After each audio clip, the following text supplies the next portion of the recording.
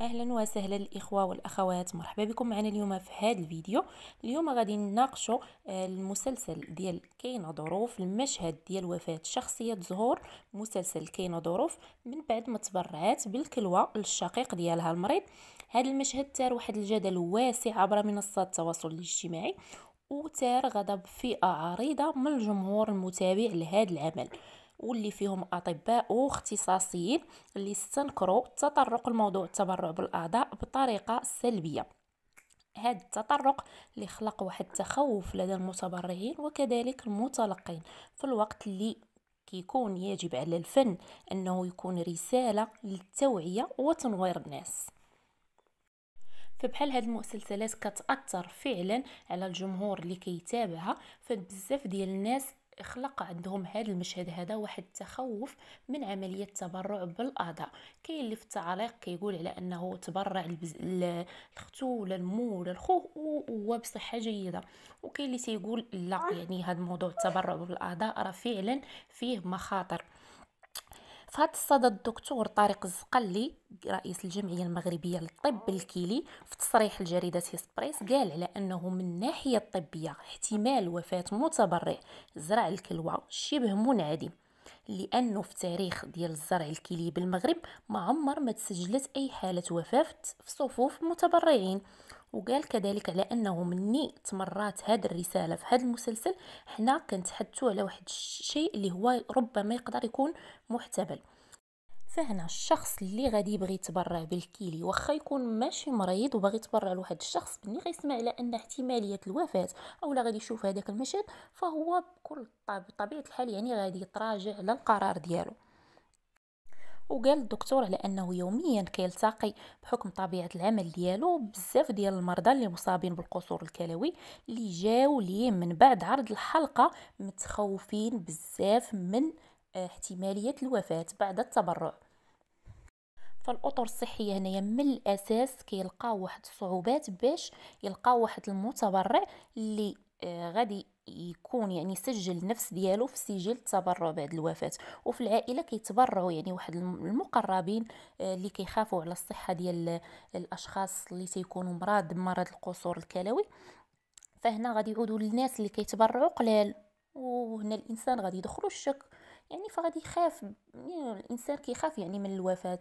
فهذه غريزه طبيعيه، يعني عادي انه الانسان كيخاف من الوفاه. فهاد المشهد هذا خلف يعني واحد الاثار سلبيه على الناس اللي عندهم واحد الشخص مصاب بمرض القصور الكلوي وباغين او ناويين يتبرعوا ليه. بروفيسور حسيني قال على أن ثقافة التبرع كتبنى عن طريق التعليم وكذلك الإعلام. فمني غادي يمرر الإعلام أو لا واحد العمل اللي هو تلفزيوني كتابعه واحد الفئة عريضة من المجتمع، فهو بطبيعة الحال غادي يأثر على التفكير ديالهم والاعتقادات. وقال كذلك على أنه ثلاثة الأعمال التلفزيونية اللي طرقات في السنوات الأخيرة لهذا الموضوع بواحد الطريقة سلبية وقدمت نتائج سلبية، بينما الحالات اللي كتنجح لهم في عملية التبرع كبيرة بأكثر بكثير. وزرع الكلية ولا كيحقق واحد النتائج اللي هي ممتازة في المغرب، كتوصل لانعدام الخطر على المتبرع، ويمكن المتبرع يرجع لدارو من بعد 3 أيام ويمارس الأنشطة ديالته بشكل عادي. وحتى الشخص المتلقي للكلية فالنتائج ديال الشفاء ديالو كتزيد على 90% من نجاح تام. الدكتور هنايا قال على انه حتى ولو الكليه يعني رفضات تتفاعل مع الجسد، فيعني ولات علاجات وطرق ادويه باش يحلوا هذا المشكل ويحققوا نتائج ممتازه. ولكن الا بقينا في ثقافه التخوف غيبقى اكثر من 37 الف مغربي كيدير الدياليز، ونسبه الوفيات غادي تبقى مرتفعه عند هذه الفئه من المرضى، والمضاعفات وجوده الحياه وكذلك التكلفه من جميع النواحي يعني ما كاينش حل.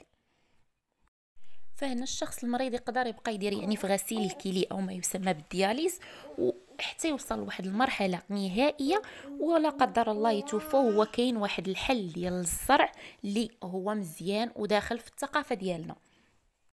الدكتور هنايا قال على أنه مقتنع بأن صناع هذا العمل التلفزي بإيديهم وسيلة كيتمكنهم من خلال تمرير رسائل كثيرة، يعني رسائل اللي تقدر تكون سلبية تقدر تكون إيجابية وتأثر على عقل المتابع.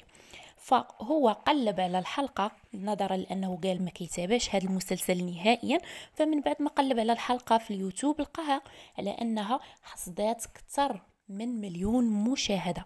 هذا الشيء غير في اليوتيوب، فما بالك الناس اللي شافوها مباشرة في التلفزيون. وقال على أن هذه المشاهدات غادي تخلي واحد الوقع وواحد الأثر كبير في النفوس ديال المتابعين. وقال كذلك على أنه كيف تارد حسن النية، لأن صناع هذا المسلسل عندهم واحد السمعة اللي هي جيدة، والتعليقات يعني حول المسلسل كانت إيجابية، ولكن كاينين واحد جوج ديال الأخطاء. الأول من كاتب السيناريو ومخرج العمل أنهم ما داروش واحد المجهود باش يتواصلوا مع المختصين في هذا المجال، ومروا واحد الرسالة اللي هي غير مقبولة بتاتا. والخطأ الثاني اللي قالوا الدكتور على أنه ما كايناش واحد الآليات مقاربة للمعطيات اللي كتمر بالأعمال التلفزيونية لا من الناحية الطبية، فيجب يعني تكون واحد اللجنة اللي كتراقب السيناريوهات المبنية على معطيات طبية في هذا المجال.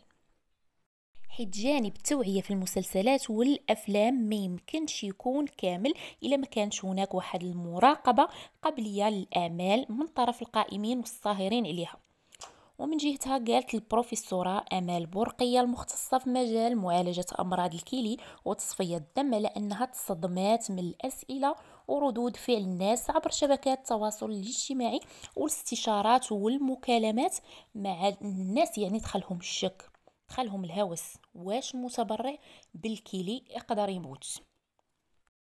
وقالت كذلك على أنه فاش يعني الواحد يبغي يتعامل مع هذه المواضيع الجادة والمهمة فما خصوش يعني يسمح بالتعامل معها باستخفاف، والجمهور الحق في الحصول على معلومات اللي تكون عادلة وموثوقة حول الجوانب الطبية المعقدة والغير معروفة أو المفهومة، وما خصهمش يعني تثيروا الشك أبدا، متمنية عدم تكرر مثل هذه الأخطاء في المستقبل.